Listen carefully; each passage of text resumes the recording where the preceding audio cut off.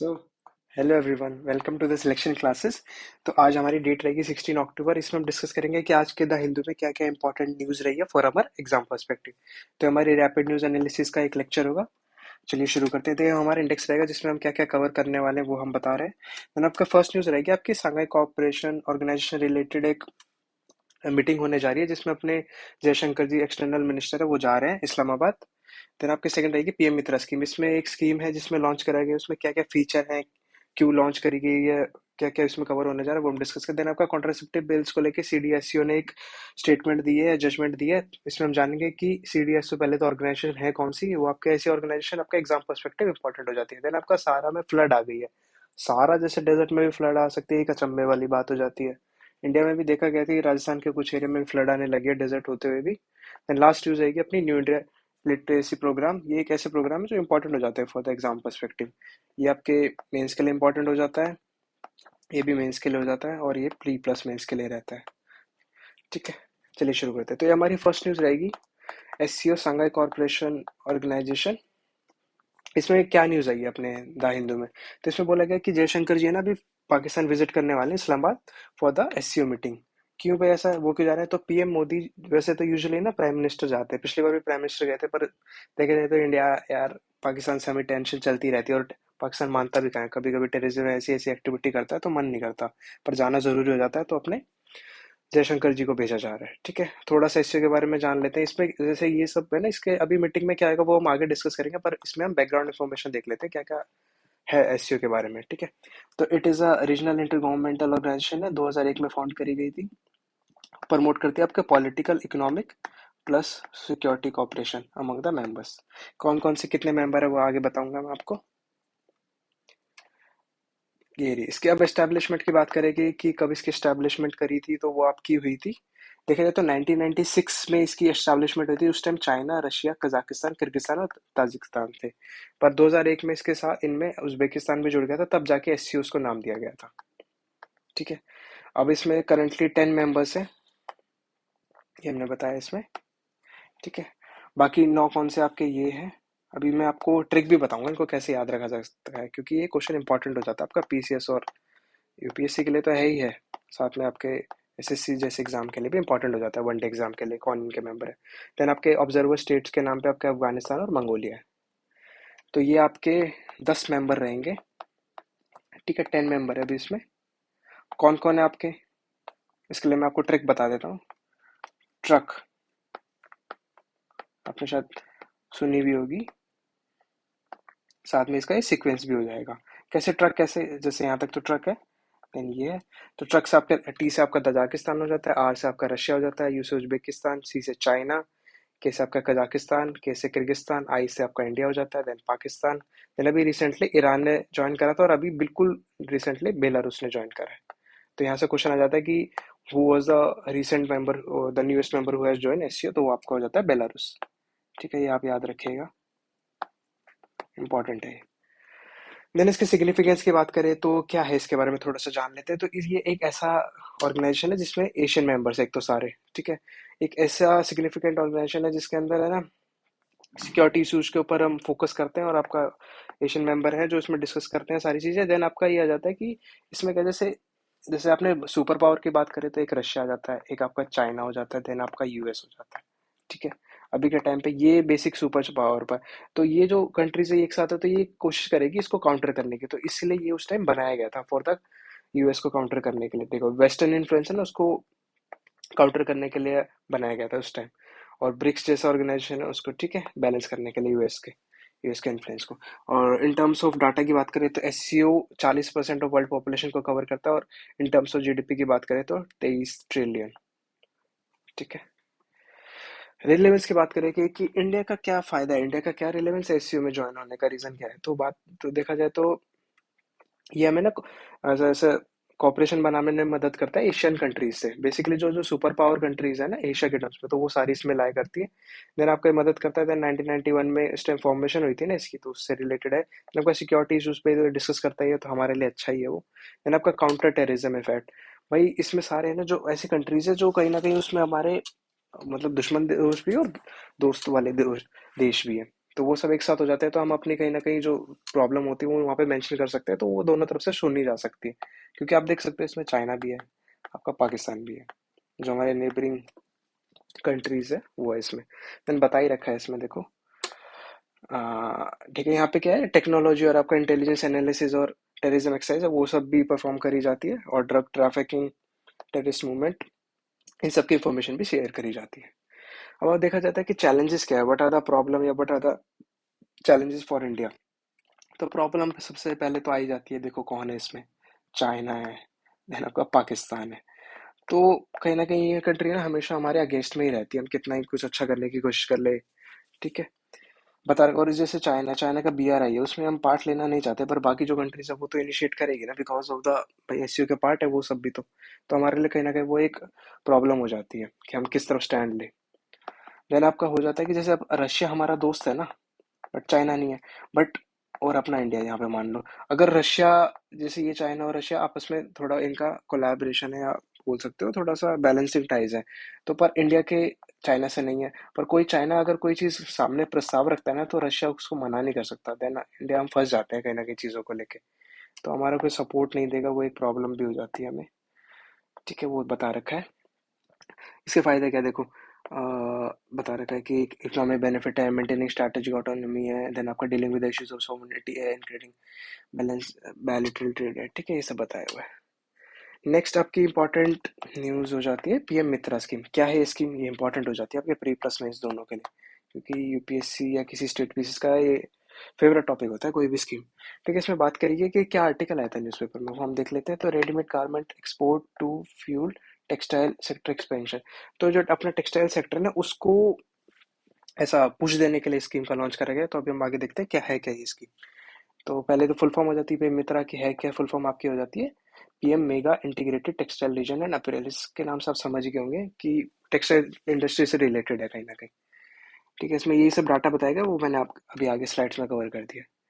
हम बात कर लेते हैं कि है क्या PM मित्रा स्कीम, है क्या, वो हम डिस्कस कर लेते हैं। तो ये it is a special purpose vehicle which will be own by, तो इसमें सेंटर प्लस स्टेट दोनों ही इन्वॉल्व है, दोनों फंड देती है अपना। कैसे बताऊंगा आपके कितना किसका कितना फंड है। और हम मॉडल यूज करते हैं इसमें ट्रिपल P का मतलब होता है आपका पब्लिक प्राइवेट पार्टनरशिप। ठीक है, प्राइवेट कंपनीज भी है या पब्लिक कंपनीज भी है, और उनकी पार्टनरशिप है, उससे लेके जो मॉडल बनता है वो हमने यूज करा है। तो इसमें हम प्रोवाइड क्या करते हैं, इसमें हम इंक्यूबेशन सेंटर प्रोवाइड करते हैं ना, आपका कॉमन प्रोसेसिंग हाउस प्रोवाइड करते हैं ना, आपका ट्रीटमेंट प्लांट्स है, टेक्सटाइल रिलेटेड कोई फैसिलिटी और डिजाइन सेंटर है, वो सब हम इसमें प्रोवाइड करते हैं। आगे आपको बताऊंगा अभी। तो ये सब बताया गया है। हाँ, यहाँ से आप समझने की कोशिश करिए। तो ऐसे है ना, हमने 7 पार्क अभी डेवलप करे हैं। ठीक है, इसमें बात करी गई है कितने, देखो 1 2 3 4 5 6 7। तो इसमें से कुछ ब्राउन फील्ड है, कुछ ग्रीन फील्ड है। तो ग्रीन फील्ड का मतलब मैं आपको बता देता, ग्रीन फील्ड वो वाले प्रोजेक्ट होते हैं जो बिल्कुल है ना जीरो से स्टार्ट करे गए हैं, मतलब बिल्कुल जीरो से स्टार्ट करे। और ब्राउन फील्ड होते हैं आपके जो पहले से कुछ डेवलपमेंट उनमें हो चुकी है, तो आगे क्या फर्दर होगी वो आपके ब्राउन फील्ड हो जाता है। तो यहाँ पे देख सकते हो, इसमें बताया गया थोड़ा पॉइंट फॉर्म में अच्छा बताया गया। तो इसमें बताया गया कि 7 ऐसे मित्रा पार्क बनाए गए हैं। कितना फंड एलोकेट हुआ है आपका, 4445 करोड़। ठीक है, कितने ड्यूरेशन आपका 5 साल रहेगा। देन आपका वो बता रखा है कि कौन सा आपका विजन क्या है, 5F। ये आपका ना क्वेश्चन मैंने देखा है किसी वन डे एग्जाम में, कि what is the 5F model. तो यहाँ पे आ जाता है आपका farm, fibre, factory, fashion, foreign. आप इसको याद रखना। ठीक है, देन आपका आ जाता है कि इसमें ना सेंटर प्लस स्टेट दोनों है। यहाँ से भी क्वेश्चन बन सकता है, उसमें बोल देंगे सिर्फ एक है, नहीं दोनों है। देन आपका डिस्कशन है, देन आपका ये बता रखा है कि व्हाट आर द मतलब बेनिफिट है जो ये हम बना रहे हैं पार्क, क्या क्या प्रोवाइड करेंगे आपको। इंक्यूबेशन सेंटर है, प्लग एंड प्ले फैसिलिटी है, डेवलपमेंट, देन आपका रोड है, पावर है, वाटर है, वेस्ट मैनेजमेंट सिस्टम है, ये प्रोवाइड करने वाले हैं हमको। देन आपका वर्क के लिए हॉस्टल प्रोवाइड करेंगे, उनके लिए घर प्रोवाइड करेंगे, लॉजिस्टिकल पार्क है, वेयर हाउस प्रोवाइड करेंगे, मेडिकल ट्रेनिंग स्किल्स, ये सब इन्हें प्रोवाइड करने वाले हैं। ये आपके आंसर राइटिंग में आप यूज कर सकते हो। देन फंडिंग की बात करेंगे, कितना पैसा एलोकेट हुआ है, तो वो आपका एलोकेट हुआ है लगभग, हाँ ये देखो बता रखा है कि जो 500 करोड़ है वो तो आपके ग्रीनफील्ड प्रोजेक्ट के लिए दिया जाएगा, और 200 करोड़ आपके ब्राउनफील्ड के लिए दिया जाएगा। ठीक है, तो ये मैं बताया रखा है, स्क्रैच से स्टार्ट होते हैं आपके आपके ग्रीनफील्ड, और ब्राउनफील्ड होते हैं आपके पहले से एग्जिस्टिंग वाले मॉडल पे। सिग्निफिकेंस की बात करें कि मतलब क्या फायदे क्या होने वाले हैं इसके हमें। तो इसमें क्या होगा, एक तो है ना लॉजिस्टिकल कॉस्ट कम है। लॉजिस्टिकल कॉस्ट होती है आपकी एक सामान से एक जगह से दूसरी जगह सामान ले जाने की जो ट्रांसपोर्टेशन कॉस्ट होती है ना, उसको लॉजिस्टिकल कॉस्ट बोला जाता है। मतलब उसमें काफ़ी चीज़ें इन्वॉल्व हो जाती है, आपके वेयर हाउस की जो स्टोरेज चार्जेस लगते हैं वो हो जाते हैं, जो वर्कर है वहाँ पे जो फ्रीजिंग फैसिलिटी अगर यूज़ हो रही है तो वो सब आपका लॉजिस्टिकल कॉस्ट में आ जाता है। तो देखा जाता है ना, इंडिया में हमें ना कम करने की जरूरत है। इंडिया में ना लगभग शायद 13 to 15% के आसपास है, और चाइना जैसे आप कंट्री को देखोगे ना तो वो आपका 3 to 5% के बीच में लाया करता है। तो हमें कम करना है कहीं ना कहीं, तब जाके मैन्युफैक्चरिंग इंडस्ट्री में हम बूम या टॉप में आ सकते हैं। तो ये बता ही रखा है इन्होंने कि लॉजिस्टिकल कॉस्ट कम करनी है, ठीक है, ताकि ग्लोबली कॉम्पिटिट कर सके हमारी इंडस्ट्री। मैंने आपका बता रखा है कि high logistical cost are key hurdle to India's boosting textile, ठीक है, बताई दिया मैंने आपको। देन आपका आता है एम्प्लॉयमेंट, ये भाई रोजगार प्रोवाइड करेगा कहीं ना कहीं। डायरेक्ट तो 1 लाख जॉब तो देगा देगा, उसके साथ इनडायरेक्ट जॉब देगा आपके 2 लाख जॉब देगा लगभग। देन आपका एफडीआई पैसा अट्रैक्ट करेगा, दूसरी जो पर्सन होते हैं वो आपके इंडिया में पैसा इन्वेस्ट करेंगे अगर उनको सक्सेसफुल मॉडल ये दिखाई देता है तो, ठीक है। देन आपका कि व्हाट इज द स्टेटस, अभी इंडिया के टेक्सटाइल इंडस्ट्री की हालत क्या है इन टर्म्स ऑफ डाटा या स्टैट्स के बारे में बात करें। तो पहली बात तो हो जाती है कि it is one of the oldest industries in India, ठीक है। ठीक है, ये बता रखा है traditional skill heritage and culture के मामले में। Then in terms of data की बात करें तो 2.3% आपका जीडीपी, ग्रॉस जीडीपी है, और 7% आपका इंडस्ट्रियल आउटपुट है। देन 12% एक्सपोर्ट है, और 21% ऑफ टोटल एम्प्लॉयमेंट में से जो आपके टोटल रोजगार दे रहे हैं उसमें से 21% लोग आपके टेक्सटाइल इंडस्ट्री में लाया करते हैं, तो काफी बड़ा शेयर हो जाता है इसका। और इन टर्म्स ऑफ टेक्स्ट इसके फाइबर के बारे में बात करें तो 6 लार्जेस्ट हो जाता है आपका प्रोड्यूसर, और आपका 6% शेयर है, ये बताया हुआ है। और कॉटन और जूट के मामले में तो हम लार्जेस्ट प्रोड्यूसर है ही, ठीक है। तो कहाँ कहाँ यूज होगा, अभी काफी इंडस्ट्री में, ऑटोमोबाइल में आपके सीट कवर बनाने में, सिविल इंजीनियरिंग में भी यूज होता है, construction, agriculture, health care, industrial safety, personal protection, ये सब यहाँ पे यूज होते हैं इसके जो कहीं ना कहीं बेनिफिट्स हैं। और आपके सिल्क के मामले में देखा जाए तो we are the second largest producer, ठीक है, जो कि मतलब 95% of the hand woven fabric भी आपका इंडिया से ही आता है। बाकी सब है ना मशीन यूज करते हैं, पर इंडिया का थोड़ा सा अलग है। देन आपका मेजर इनिशिएटिव है, ये आप यूज कर सकते हैं। इसमें क्या क्या साथ साथ हमने तो पीआईएल स्कीम है एक तो, देन आपका नेशनल टेक्सटाइल मिशन है, देन आपका MND technology upgraded fund scheme है, देन आपका last second last scheme for integrated textile parks, और आपका समर्थ स्कीम है। इनके बारे में कभी हम एक्सप्लेन तरीके से बात करेंगे फॉर मेंस के लिए। देन आपकी नेक्स्ट न्यूज आ जाती है कि जो सीडीएससीओ ने, अभी मैं आपको बताऊंगा व्हाट इज सीडीएससीओ। ये हो जाता है आपका central drug standard control organisation. तो इसने बोला है कि जो कॉन्ट्रासेप्टिव पिल्स होती है ना, उनको अब प्रिस्क्रिप्शन लेने की जरूरत नहीं है। अगर किसी फीमेल आपके पर्सन को लेनी है तो उनको प्रिस्क्रिप्शन की जरूरत नहीं है, they can directly go to the medical store and take it, ठीक है। क्योंकि पहले है ना ईसीपी में डाली जाती थी, ईसीपी में ही थी।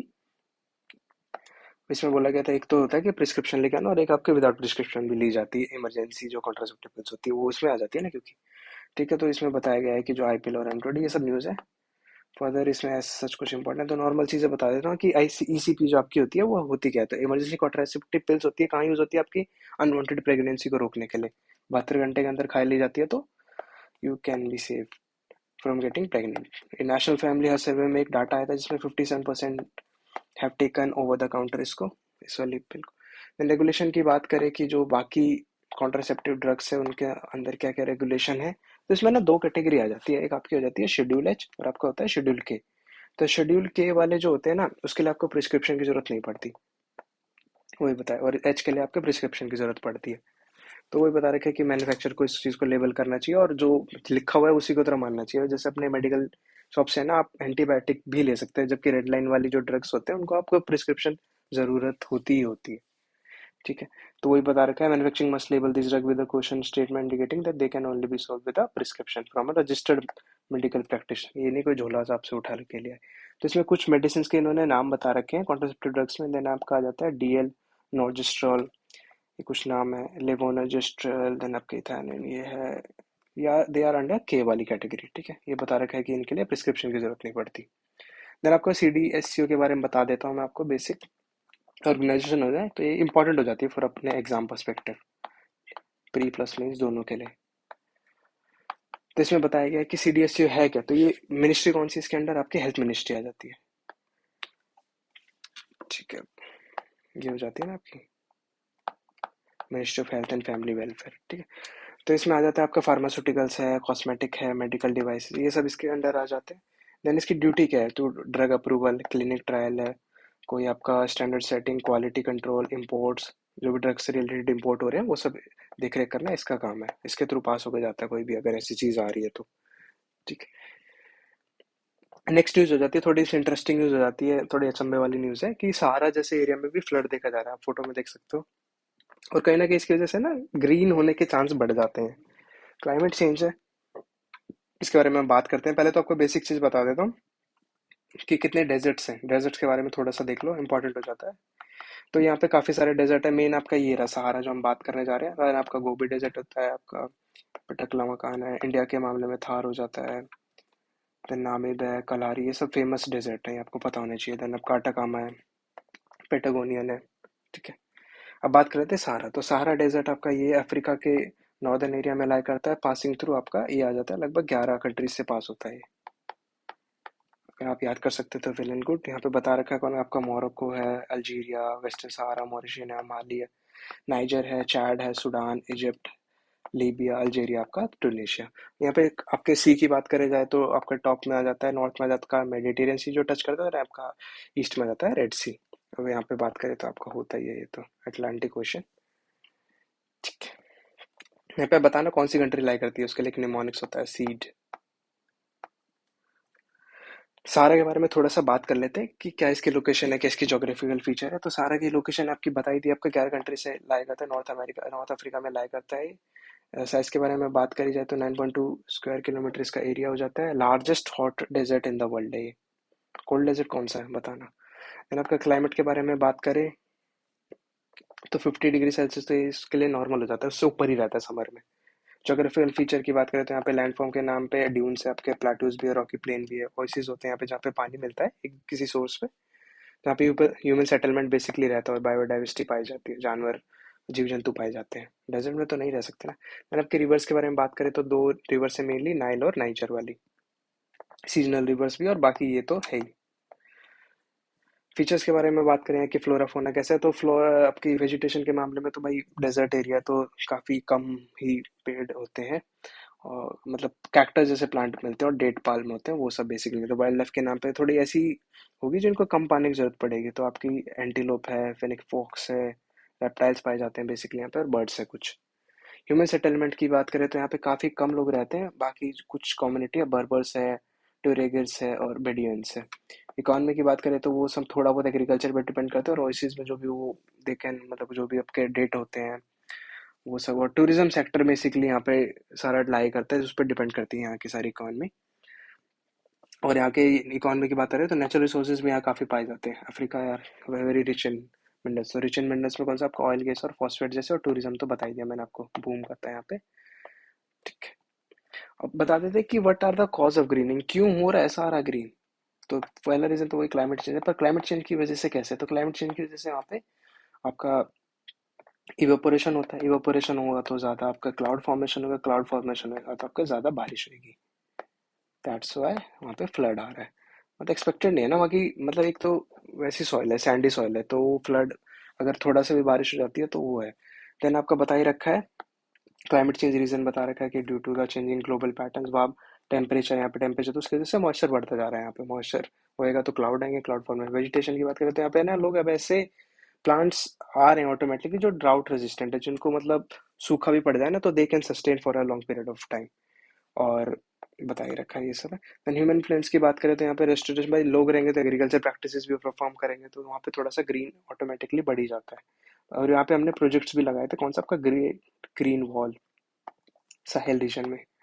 इसके बारे में मैं आपको एक डिटेल वीडियो में डिस्कस करूंगा, किसके लिए, फॉर द कॉम डेजर्ट पे। बता देता हूँ बेसिकली, ये जो है ना, ये यहाँ पे है ना, हमने एक वॉल क्रिएट करी है ताकि जो यहाँ की जो डेजर्ट एरिया है ना वो और एक्सपेंड ना कर सके नीचे वाले एरिया में, क्योंकि ये तो ग्रीन है अभी भी। ठीक है, तो इसलिए हमने एक प्रोजेक्ट है आपका great green wall Sahel region में, ठीक है, उसको फॉर द कॉम्बैटमेंट ऑफ डेजर्टिफिकेशन। ये ना, ये हमने करी, नासा ने भी अभी ना कुछ सैटेलाइट इमेजेस भेजी थी, इसमें हम डिस्कस करते हैं, एक आर्टिकल है नासा का ही, तो इसमें आप देख सकते हैं यहाँ पे थोड़ा सा देखो ड्राई ड्राई पर यहाँ पे ग्रीन है, ये एक पीरियड की है और एक नेक्स्ट पीरियड की है। देन कि इससे नुकसान या इम्प्लीकेशन, रिजल्ट क्या होगा ग्रीनर सारा के, तो एक तो देखो बायोडाइवर्सिटी, पहले तो ये आ जाता है कि भाई जीव जंतु कहीं ना कहीं होने लग जाएंगे ना, ग्रीन हो जाएगा, पाइप पानी की अवेलेबिलिटी हो जाती है। देन आपका इकोलॉजिकल बैलेंस कहीं ना कहीं सपोर्ट करेगा उस चीज़ को। देन क्लाइमेट रेगुलेशन की बात करें तो कार्बन सिक्वेस्ट्रेशन, मतलब जो कार्बन एब्जॉर्प्शन होता है ना, वो बढ़ जाता है प्लांट्स की वजह से। भाई प्लांट आपका कार्बन डाइऑक्साइड लेते हैं तो वो they can absorb the carbon, तो उसको बोला जाता है आपका carbon sequestration. Then local humidity, temperature में रिलीफ मिलेगा ना, पेड़ होते हैं तो। सोशल इकोनॉमिक बेनिफिट्स की बात करें तो एग्रीकल्चर के लिए लैंड हो जाएगी, वहाँ पे पानी की अवेलेबिलिटी हो जाएगी, तो उसकी वजह से फूड सिक्योरिटी बढ़ेगी। इको टूरिज्म, टूरिज्म सेक्टर काफ़ी बून करेगा, देन आपका इकोनॉमिक अपॉर्चुनिटीज प्रोवाइड करता है। व्हाट आर द चैलेंज, मतलब इससे प्रॉब्लम क्या हो सकती है, व्हाट आर द चैलेंज, तो होगा ये कि यहाँ से है ना कहीं जैसे एक जगह तो ग्रीन हो गया, पर बाकी एरिया में डेजर्टिफिकेशन होने के रीजन देन आपका अनइवन हो जाता है ग्रीनिंग प्रोसेस। कहीं कहीं होगा, कहीं कहीं नहीं होगा, जैसे आप फोटो में ही देख सकते हो, कहीं कहीं है, कहीं कहीं नहीं है, तो that can be a problem. ठीक है, तो यहाँ से बैलेंस बनाना मुश्किल हो जाता है for the human activity and ecosystem sustainability.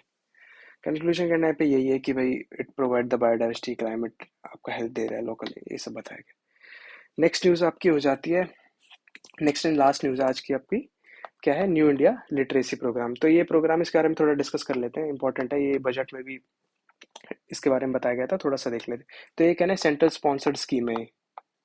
What are central sector scheme और सेंट्रल स्पॉन्सर्ड स्कीम, इसके बारे में आपको पता है तो जरूर देखेगा, इंपॉर्टेंट है। सेंट्रल बता देता हूँ थोड़ा सा, आपको सेंट्रल स्पॉन्सर्ड होती है जिसमें थोड़ा सा मतलब काफी सेंटर और आपका स्टेट का रोल रहता है थोड़ा थोड़ा, और जो सेंट्रल सेक्टर स्कीम होती है इसमें पूरा रोल आपका सेंटर का रहता है, पूरा जो पैसा होता है फंड एलोकेशन पूरा सेंटर करती है। ठीक है, वही बताया गया है कि ये देखो सी सेंट्रल स्पॉन्सर्ड स्कीम है। इसमें है क्या, बेसिकली जो आपका एम होता है ना वो क्या है कि जो 5 करोड़ जो नॉन लिटरेट से अनपढ़ लोग हैं उनको एजुकेशन देना, उनको थोड़ा लिटरेसी प्रोवाइड करना, कुछ जो 15 साल से ऊपर के लोग हैं, क्या प्रोवाइड करना, एक तो उनको थोड़ा सा नंबरों का ज्ञान हो, न्यूमरेसी नंबर का ज्ञान हो, एबीसीडी बताए, थोड़ा सा पढ़ लिख सके, नॉर्मल जो बेसिक चीज होती है वो तो पढ़ ले कम से कम। उनका क्रिटिकल लाइफ स्किल डेवलप कराए, वोकेशनल स्किल डेवलपमेंट, थोड़ी सी स्किल दे उनको, बेसिक एजुकेशन दे, कंटिन्यूइंग एजुकेशन, ये अगर कोई थोड़ा बहुत भी पढ़ा है उसको जो आगे पढ़ने के लिए हम हेल्प कर सके, तो that is the aim of आपका new literacy, India literacy programme. Scheme के बारे में थोड़ा सा आपको और बता देते हैं, कितनी बढ़िया फोटो है यार। ठीक है, यहाँ पे बात करी गई है कि एक तो ये ऑनलाइन मोड के थ्रू भी कर, इसकी जो ये हो जाता है इंपॉर्टेंट, आपकी मिनिस्ट्री कौन सी है, तो आपका मिनिस्ट्री ऑफ एजुकेशन है, तो आपको पता लग ही गया होगा। तो मोड ऑफ लर्निंग क्या है, तो मोड ऑफ लर्निंग के लिए हम काफी रिसोर्सेज का यूज कर रहे हैं इसमें। मटीरियल दीक्षा प्लेटफॉर्म है आपका एनसीईआरटी वाला, जो उसको भी यूज करें, मोबाइल ऐप से है ही है। देन आपका इस मदर मोड क्या है, टीवी है, रेडियो है, सामाजिक चेतना केंद्र है, वेरियस अदर सोर्सेज हैं। ड्यूरेशन की बात करें तो 5 साल की ड्यूरेशन रहेगी, फ्रॉम द 2020 से लेकर आपका 26-27 तक। और पैसे की बात करें तो लगभग 1,000 करोड़ एलोकेट हुए हैं, उसमें से 700 करोड़ आपकी सेंटर दे रही है, बताया ना मैंने, सेंटर स्पॉन्सर्ड स्कीम है, तो इसमें सेंटर दे रही है 700 करोड़, आपका स्टेट दे रहा है 337 करोड़। तो ये बात करें, ये देखो कितनी मस्त है यार, मतलब ये बहुत से है ना, अपने दोस्त बच्चों लोगों का, दोस्त का है ना सपना होगा उनकी मम्मी ऐसे पढ़ते हुए देखे, उनकी मम्मी को। सॉरी, हाँ, तो यहाँ पे बात करी गई कि कैसे, व्हाट आर द एलिजिबिलिटी, कैसे हम देखते हैं कि कौन इसके, तो कोई भी आके इसमें ना ज्वाइन कर सकता है इस वाले प्रोग्राम में, अगर किसी को पढ़ना है तो डोर टू डोर सर्वे होता है, मोबाइल ऐप के थ्रू भी होता है, मोबाइल ऐप के थ्रू स्टेट और यूटीज में।